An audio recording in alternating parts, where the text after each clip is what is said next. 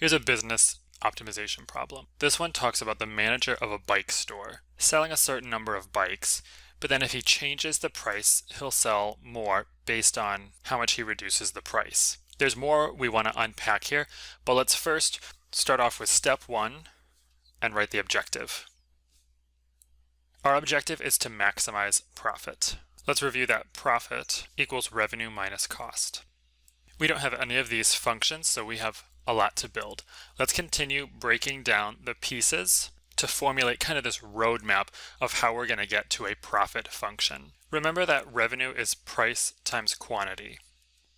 Let's take a quick break from this problem and further talk about these components of price and quantity as an economical concept.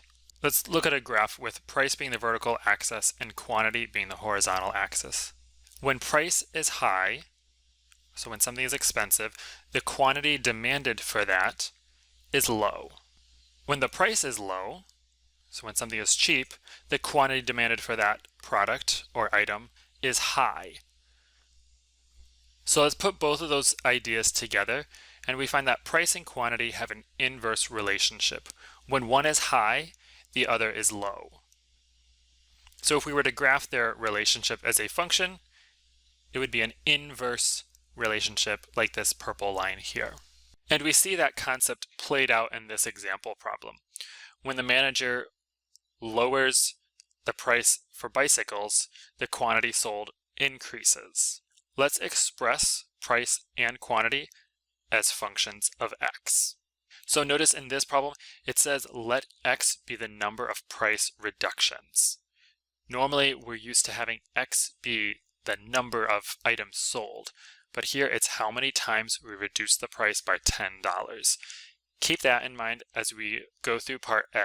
So starting off with price as a function, let's go ahead and denote that with lowercase p of x. In the problem, it says the store starts off selling these bikes at $400 each. And then let's think about what changes when we reduce the price. That price will decrease by $10 for every price reduction, for every time we reduce the price. And there's our price function. Let's use the same idea with quantity. We'll denote that as q of x. In the problem, it says we sell 20 bikes per week, so we start off selling 20, and then the manager estimates that for each $10 price reduction, they can sell 2 more. So plus 2 for every time we reduce the price. And there's our quantity function. Remember that we said price and quantity are inversely related. When one is high, the other is low. We see that played out when looking at their functions. These are inverse functions. One has a negative sign, one has a positive sign. All right, so we have our two building blocks to create our revenue function. Let's go ahead and create the revenue function. Using our word formula up here, revenue is equal to price times quantity. So the revenue function will be equal to the price function times the quantity function. Let's go ahead and fill those in. Price, 400 minus 10x, quantity function, 20 plus 2x. I'm going to distribute those terms out for a final revenue function of 8,000 plus 600x minus 20x squared. And again, I just got that from foiling out the two quantities in the revenue function, the price function and the quantity function. So there's our revenue function. Again, let's take a step back and remember where we're headed with this. So remember, we're maximizing profit. So we will be creating a profit function, which is equal to a revenue function minus a cost function. So we're halfway there. We have the revenue function, which we just finished below. Now let's go ahead and move on to costs. The cost function, let's think about what costs are involved with producing these bikes. It simply says the bicycles cost the store $200 each. So $200 for each bike.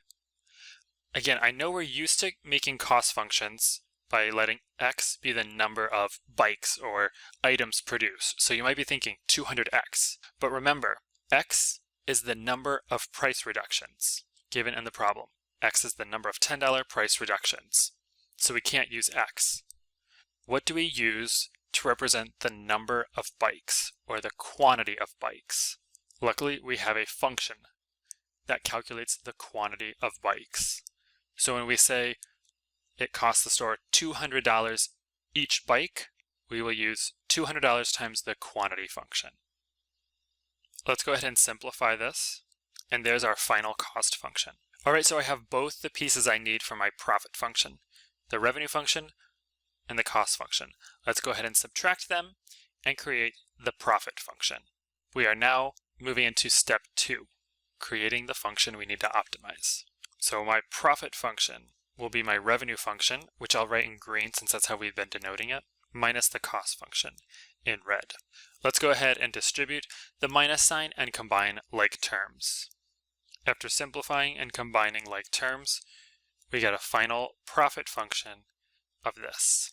All right, let's move on to step 3, optimize this.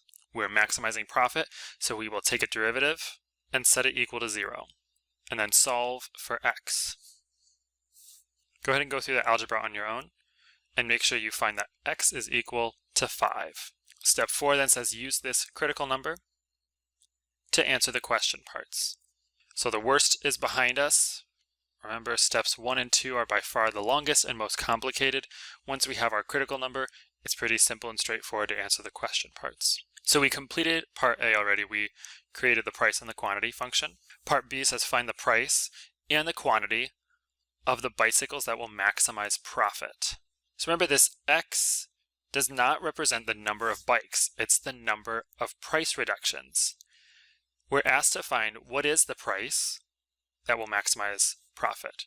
Well, let's use our price function to answer that question about price. Let's go ahead and plug 5, kind of our magic number, into the price function. And we find that we should sell the bikes at $350 each.